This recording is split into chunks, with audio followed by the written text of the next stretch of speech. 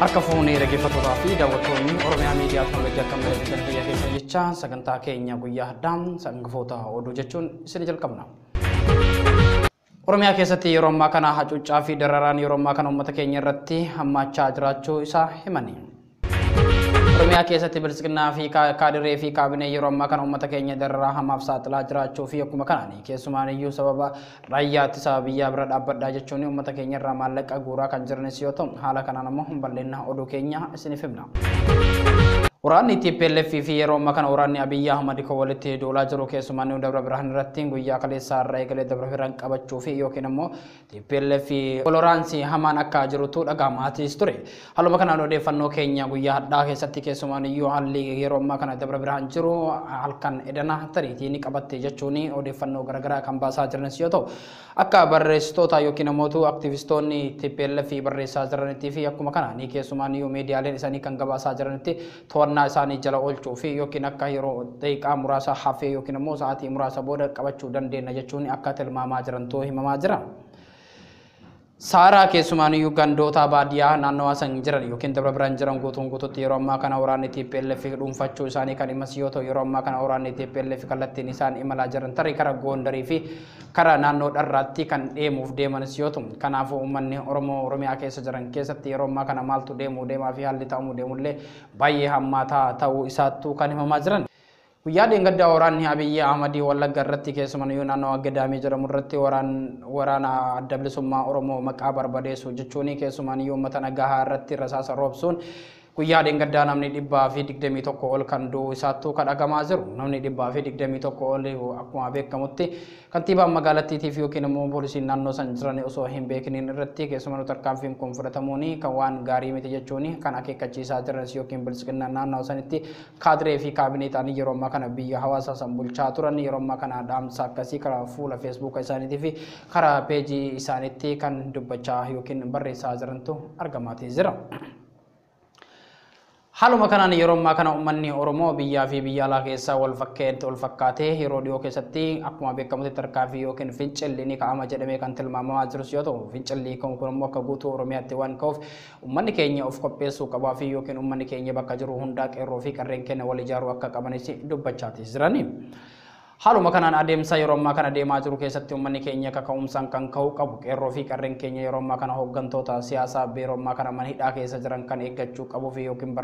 waan barbaachisu hunda arsaa barbaachisu hunda kafalamee yeroon uummata keenya yookiin ammoo hawaasa keenya mana hidhaa keessa jiran hayyootarraa eegalee hanga qeerroo fi qarree keenyaatti kan baafachuu qabnu amma jechuudhaan dubbatani. Namni guyyaa kaleessaa naannoo TPLF boojee tokko keessumaan iyyuu mana hidhaa Zuwaa irraa qabanii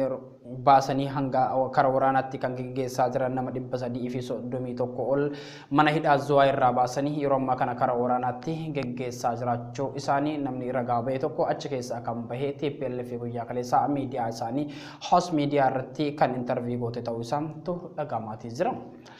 Uummanni keenya yeroo ammaa kana kumaatamaan mana hidhaa keessa jiran keessumaan iyyuu golaalee Oromiyaa golaalee garaagaraa keessatti yeroo ammaa kana haala sodaachisaa ta'ee fi yookiin haala hamaa ta'een kan yeroo ammaa kana yaadamaa jiru. Abiyyi Ahmad uummata keenya yookiin ammoo mana hidhaatti yaasee karaa waraanaatti kan geggeessaa jiraachuu isaattuu kan ammaa kana ragaan guddaan kan ammoo mucaa kanarraa kan ba'es yoo ta'u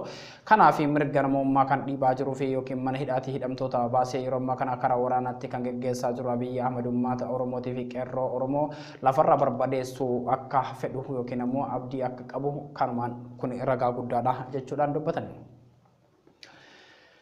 Kana malees magaalaa Adaamaa keessatti guyyaa kaleessaa fi guyyaa dheengaddaa irraa eegalee keessumaan iyyuu namoonni ammaa kana raayyaa ittisa biyyaatiif maallaqa karaa akkaawuntiitti hin galchine yookiin ammoo namoonni suuqii qaban yookiin mana shaayii qaban kamuu keessaan ilmaan Oromoo ta'anii karaa raayyaa ittisa biyyaa hin gargaaran taanaan manni suuqaa yookiin ammoo manni inni irratti hojjetu iddoon hojii isaa akka agguramutu himamaatii jira. Kana malees waraqaa eenyummaa gandarraa baafachuuf yeroo ammaa kana qarshii 1,500 hanga qarshii 2,500tti kan kafaluu qabdan yookiin raayyaa ittisa biyyaatiif gabii godhuu qabdan kana gochuu baannaan waraqaan eenyummaa eenyuufillee akka hin baane kana akeekkachiisaa jiranis yoo ta'u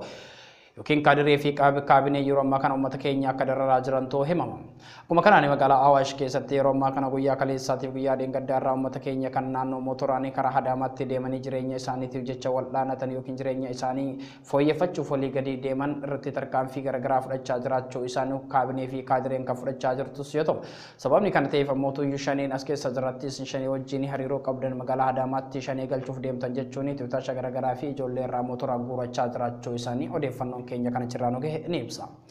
Akka odeeffannoon keenya achirraa nu gahetti keessumaan iyyuu magaalaa Adaamaa keessatti uummata hedduu akka dararaa jiranii fi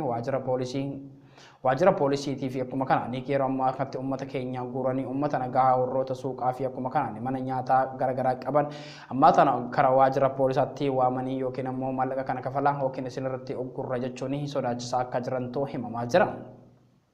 Mani keenya magaalaa Adaamaatii fi akkasuma naannawaa biraa keessa Oromiyaa keessa jiran hedduu ammoo yeroo kana ammaa kanatti dararaa hamaa kan irraa jiraachaa jiru. Yeroo ammaa kanatti kaabinee fi kaadireen uummata keenya kan dararaa jirtu mul'achaatis jira jechuudha. Akkuma beekamu Awadaayii fi Haramayaa akkuma kanaan Harargee fi Dirree Dawaa keessatti yeroo ammaa kana kaabinee fi kaadireen yeroo ammaa kana uummata keenya dararaa akka jirtu himamaa jira. Namoota jimaa gurguranii fi yookiin ammoo namoota suuqa qaban irratti akkuma beekamu walumaa kan wal Adaamaatiin kan wal fakkaatu kaabinee fi kaadireen uummata keenya dararaa hamaaf akka saaxilaa jirtu himamaa jira. Qeerroo ta'ee yookiin ammoo jaarsaaf jaartii kamus ta'ee namoonni 1,500 ol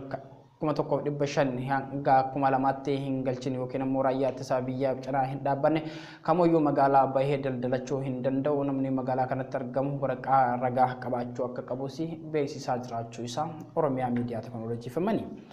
Akka Oromiyaa Miidiyaa Teknooloojii himanii magaalaa fi baadiyyaa irraa namoota dhufan hunda waraqaa kan gaafachaa jiran yoo ta'u, waraqaa eenyummaa gaafachuuf ammoo waraqaa eenyummaa baafachuuf namni kamuyyuu waraqaa eenyummaa jaddadachuu yookiin ammoo akka haaromsiifachuu qabu kan dubbachaa jiran sun sababa haaromsachuu jechuun uummanni hawaasni immoo waraqaa eenyummaa malee waan socho'uu hin dandeenyeef maallaqa kana gabii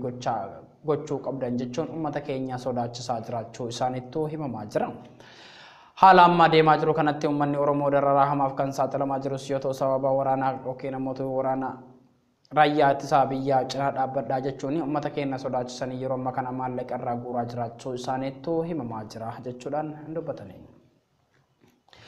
Dhaggeeffattootaa fi daawwattoonni keenya sagantaan keenya guyyaa addaa kana fakkaataa sagantaa biraatiin hanga walitti deebinutti horaa bulaa deebanaa isin jedha. Kan isin hanga ammaatti sagantaa kana qopheessee isin dhiyeessee hana bulisa keessa Riyaad Bashir Oromiyaa Miidiyaa Teknooloojii irraa horaa bulaa deebanaa.